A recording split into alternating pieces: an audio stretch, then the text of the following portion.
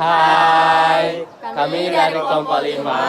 Saya Hendra Pratama. Saya Sule Saputra. Saya Lia Saputri. Saya Sayala Safa Natasha. Saya Gabriel Olivia.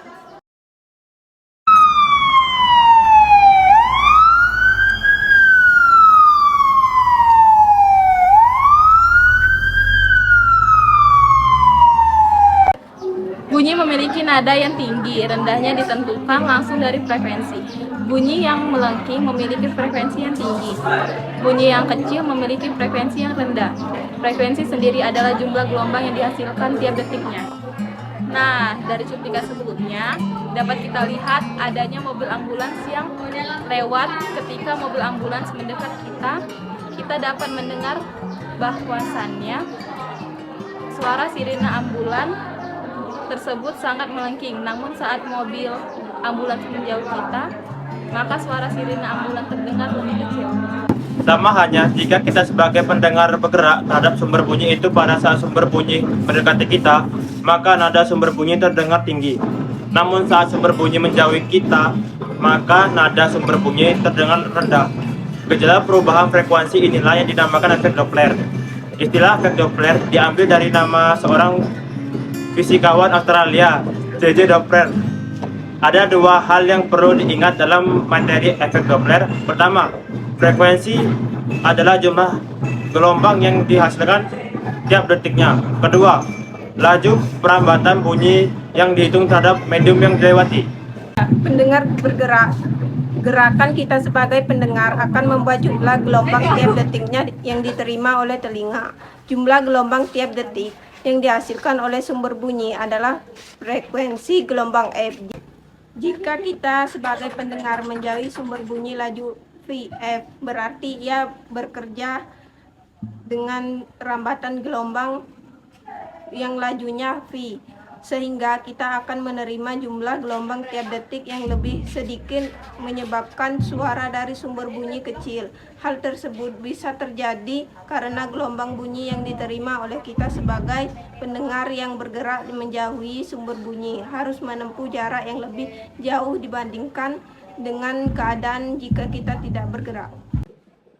Saat kita diam terhadap sumber bunyi dalam selang waktu T, gelombang bunyi sudah mencapai kita yang berjarak S dari sumber, sehingga S sama dengan V kali T. Sehingga jumlah getaran yang dikirimkan ke kita dapat dicari menggunakan rumus berikut. Andai kita bergerak menjauhi sumber bunyi dengan laju V, cepat rampat bunyi relatif terhadap pendengar adalah V dikurang VV, setara dengan kita diam, dan bunyi menjalar dengan laju V dikurang VV. Sehingga jumlah gelombang yang dikirimkan oleh sumber bunyi dapat dicari menggunakan rumus berikut. Dengan demikian, perbandingan jumlah getaran yang diterima dengan yang dikirim dapat dicari menggunakan rumus berikut. Maka perbandingan frekuensi adalah frekuensi tadi juga dapat digunakan untuk mencari frekuensi yang terdengar oleh pendengar yang bergerak menjauhi sumber bunyi dengan cara membalikkan arah laju pendengar menjadi min VV. Jika sumber bunyi bergerak, maka yang mengalami perubahan bukan jumlah gelombang yang diterima pendengar, melainkan panjang gelombang yang sampai ke pendengar yang mengalami perubahan. Pada saat sumber mendekati kita sebagai pendengar, jarak antar puncak gelombang yang dikirimkan akan berkurang karena puncak gelombang berikutnya yang dikeluarkan sudah terlebih dahulu dibawa lari oleh sumbernya sejauh VST.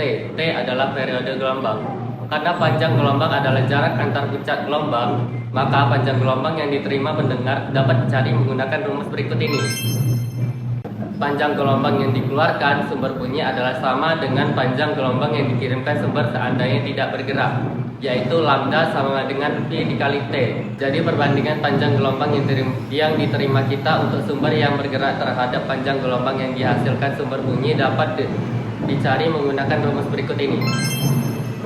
Apabila sumbernya bergerak menjauhi pendengar, persamaan di atas tetap dapat digunakan dengan cara mengubah arah laju sumber menjadi min Vs. Dari persamaan di atas adalah dasar kerja pengukur kecepatan kendaraan yang dipakai oleh polisi lalu lintas. Alat tersebut memancarkan gelombang longitudinal dengan frekuensi tertentu dan diarahkan pada kendaraan yang sedang melaju. Pantulan tersebut kembali ditangkap oleh alat tersebut dan hasil ukur frekuensinya dapat ditampilkan langsung sebagai ukuran laju kendaraan. Penggunaan kedua bersamaan secara serempak dapat dilakukan jika sumber bunyi dan pendengar sama-sama bergerak. Jika sumber bunyi atau pendengar tidak bergerak diam, nilai Vp dan Vs selalu sama dengan 0. Makin dekat jarak antara sumber bunyi dan pendengar, suara yang terdengar makin keras. Artinya, nisbah frekuensi bernilai besar. Di sini Anda hanya perlu melakukan manipulasi pembilangan atau penyebutan persamaan efek Doppler. Jika pendengar bergerak mendekati sumber bunyi, maka suara yang terdengar makin keras sehingga tanda Vp adalah positif.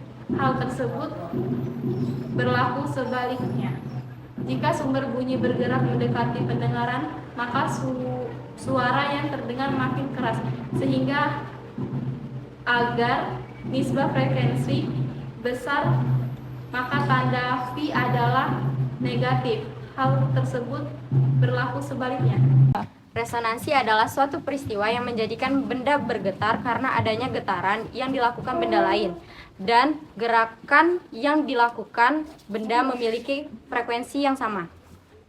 Rumus resonansi. Rumus cepat lambat bunyi.